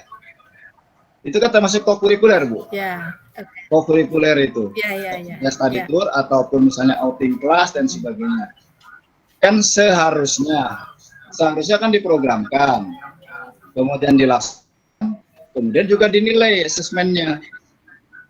Jadi artinya kalau misalnya studi wisata, kan harusnya semua guru kan berkecimpung, berkolaborasi artinya gitu, Ibu ya.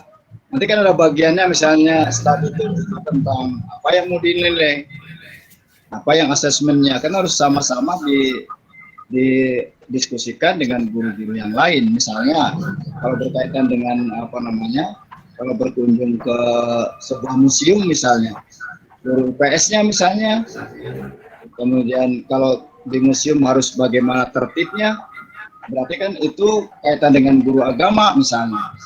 Itu silakan saja Bapak Ibu berkolaborasi dengan guru-guru yang lain. Kalau itu yang mau dilakukan, maka harus dituangkan dalam program yang namanya kita adalah kokurikuler. Ataupun kegiatan-kegiatan lain yang mungkin kegiatan-kegiatan intrakurikuler. Itu Bu Tima. Iya baik, terima kasih. Sedikit lagi nih ya Pak ya. Tadi kan kalau kokurikuler itu kan berarti nanti pelaksanaan terus ada penilaian ya Pak ya. Iya betul. Untuk penilaian ini apakah kita satuan pendidikan yang membuat alat penilaiannya atau instrumennya, atau dalam hal ini ada yang secara standar Pak? Iya, terima kasih. Itu Pak. Jadi yang membuat asesmennya, penilaiannya itu ya satuan pendidikan itu Bu. Maka sebelum melakukan kan harus didiskusikan, dimusyawarahkan, berkolaborasi guru yang satu dengan guru yang lain, yang semua guru yang terlibat di dalamnya. Yuk sama-sama kita diskusikan, kemudian instrumennya seperti apa, penilaiannya seperti apa. Nah itu barangkali Bu, jadi standarnya itu tidak ada. Ya maka silakan satuan pendidikannya itu untuk membuat masing-masing. Tetapi yang jelas harus dituangkan di dalam program atau dalam hal ini buku 1. Begitu Bu Tima. Nah, baik Pak, terima kasih banyak atas informasinya Bapak. Hatur nuhun. Sama-sama, Mangga. Bu. Assalamualaikum. Mangga. Waalaikumsalam warahmatullahi wabarakatuh. Ya, Mangga, baik. mangga. Berikutnya, ini Bu Asurah masih resen. Apakah tetap mau bertanya? Bu Asurah, halo? Tapi termute ini.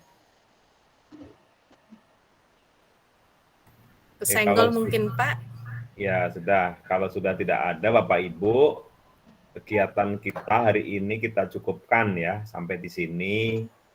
Demikian tadi ya penjelasan tentang diversifikasi kurikulum ya oleh Pak Kiswan ya. Semoga Bapak Ibu mendapatkan tambahan pengetahuan Bapak Ibu ya, atau peningkatan ya, tambahan kembali tentang info-info yang terbaru terkait dengan bagaimana menyusun KTSP ya, buku 1, buku 2, dan buku 3. Bapak Ibu kalau memang sudah tidak ada yang mau ditanyakan lagi, pada hari ini kita cukupkan ya sampai di sini.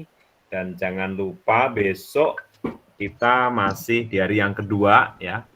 Besok akan bersama dengan Ibu Dr. Eni Nur Eni ya. Itu dosen dari UPI Bapak Ibu. Dosen UPI ya, Bandung. Memang sengaja kami undang untuk memberikan nanti tentang literasi dan numerasi ya, terkait dengan contoh-contoh soal yang sekarang lagi ngetren Bapak Ibu ya. Bapak Ibu jangan lewatkan, besok kita akan masuk lagi jam 1 ya. Baik Bapak Ibu, kita cukupkan sampai di sini dan marilah acara ini untuk hari ini ya, kita tutup dengan membacakan hamdalah. Alhamdulillahirrahmanirrahim. Terima kasih. Terima kasih Bapak Ibu atas kehadirannya. Dan Bapak Ibu jangan lupa mengisi link ya, link sertifikat yang sudah dibagikan itu untuk laporan kami ke Disdik dan sertifikat kepada Bapak Ibu ya. Bapak Ibu, mohon maaf yang sebesar-besarnya. Dan mari kita sama-sama untuk lab ya dari grup ini ya. Assalamualaikum warahmatullahi wabarakatuh. Waalaikumsalam Waalaikumsalam warahmatullahi wabarakatuh. Terima kasih Pak Darno. Terima kasih. Assalamualaikum. Terima kasih Pak Sudarno.